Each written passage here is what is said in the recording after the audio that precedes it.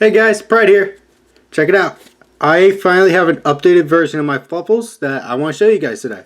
I did a few test hands last night and a few the night before that and the night before that.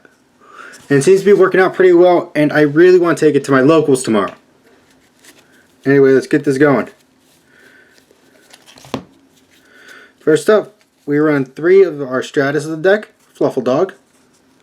Of course, when summoned, it can search out any Fluffle plus or an Edge of Sabers, but you can't search out Dog itself. Next, for some draw power and for continued plays, we got 3 Fluffle Penguin. This card has 2 effects, both of which you can use in one turn. First effect is, if this card's face up on the field, you can special summon. You can use its ability to special summon another Fluffle monster from your hand. Its second effect, if this card is used as a fusion material for a Frightfur monster, you get to draw 2 cards and discard 1. Now, that draw effect is a hard once, but the special summon effect itself, you can do that multiple times so long as you, but you have, in order to use it multiple times, say you link this, say this in your graveyard, and you've already used the special summon effect, and use Claw Sheep, the link monster, to bring it back, you can use it again, so it's a soft once. Next, we have 2 Fluffle Bear. This card lets you search out your toy vendor, and the best part is they can't ash it because it takes it from the deck and sets it to the field. Next up, you have 2 Fluffle Wings, some more draw power. This card's draw effect can only be used if you control a face-up toy vendor. Next up, I run a lot of one-up Fluffles. First, we have 1 Fluffle Owl, which is basically allows you to search out Poly, and is a Poly in itself by paying 500. Next, we have everyone's favorite dolphin, Fluffle Dolphin. This card is actually really good. Say you have a toy vendor in your graveyard, and this card is summoned, you can use its effect to take the toy vendor in your grave, place it face down the field, and send any Fluffle monster from your deck to your grave. So you want to send Fluffle Wings. Its second effect is, when this card is used for fusion summon, you can take any fusion spell, no matter what it is, Frightfur Fusion, regular Poly, Super Poly for that matter, and shuffle it back in. Next, I run 1 Fluffle Cat, mostly for chain blocking, but it also lets you get a Poly from the grave back to your hand. For extender, I run a Fluffle Sheep. And now for the newest Fluffle that's been added to my deck, Fluffle Octopus. This card, when normal or special summon, lets you take a Fluffle monster or Edge Sabers. I believe it says Edge Sabers. I just added this card. Yep. Or an Edge monster. Ooh, cool. From your graveyard and add it back to your hand. And if this card is used for a fusion summon, you can take some banished cards and put them back in your graveyard. So say that in combination with Dolphin, you can basically just keep using Fluffle Wings ability over and over. Now for the Edge Imps, I run 3 Edge Imp Chain. Basically, when this card is used for fusion materials, it lets you search out any Frightfur card from your deck to your hand. And this card attacks, which, let's be honest, you're never going to attack with it. You can search out another copy of this to your hand. Both of which are hard ones. Next, I run 2 Edge Imp Scythe. In my previous video, I ran 3, but I dumbed it down to 2 since Calamities is gone. With this, it allows you to fusion summon using this card and a Fluffle monster from either your hand or field as fusion material during your opponent's turn. And say your opponent plays a spell like Regeki, and you control nothing but Frightfur monsters. You can banish just 1 copy of this, and they're all protected. Now that is also a hard once, so you gotta use that wisely.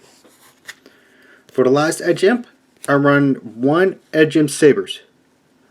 Because let's face it, we need him so we can play Tiger. And for the final monster, I run 1 Artifact Scythe. I run the Dagda combo. Anyway, that's it for the monsters. Now for the spells. First, I run 3 of the MVP Toy Vendor. This card is a gamble, which I really love. You can discard 1 card from your hand as cost, draw a card. if it happens to be a Fluffle monster, you can summon literally any monster in your hand. But if it's anything but, it goes straight to the grave. But if this card is sent to the graveyard by any means, then you get a search effect for any Fluffle or Edgem Sabers. And the best part is that search effect, you can do that as many times as you want per turn. So if you find a way to keep sending this, ooh boy, you get a lot of searches. Next, I run 3 Polymerization. Because let's face it, this is a fusion based deck. You want to try to summon out your fusions. Our MVP Fluffle Patchwork, which lets you search out an Edgent monster and a Poly, but you can only use that. You can only use this card a hard once. Next, for some negates, I run 3 Forbidden Droplets. Because let's face it, this deck likes to go second a lot, and so this is just to help break your board, break your opponent's board. I mean, sorry. Next, I run 2 Fool's Barely Goods, which lets you send a spell or chakra from deck to grave. So you want to send your toy vendor so you can get it search. Again, to break your opponent's board, I run 2 Super Polys. I have a third one in my side deck, just in case. And for the 1-ups, I run 1 Fight for Fusion. If you've ever seen Yu-Gi-Oh! GX, remember when he played Miracle Fusion? There you go, that's its effect. Lets you banish cards from your graveyard and field to fusion summon. Then you run 1 Fight for Repair. I almost called it Patchwork, I'm sorry. With that, you can banish this card from your graveyard to summon another Fluffle monster from your hand. That's another effect, but let's all face it, we hardly ever use it. We just want this card in the graveyard. Alright, that's it for the main deck, 40 card main deck. Now for the extra deck. I run 3 Fight for Sabertooths, because this card has got me out of a lot of tight jams. If you use 3 or more materials to summon him, he cannot be destroyed by battle or by card effects. Next, this card gives all your Frifers 400 bonus attack, and when this card is fusion summoned, you can take a Frifer monster from your graveyard and summon it back to your field. Next, I run 2 Frifer Cruel Whale.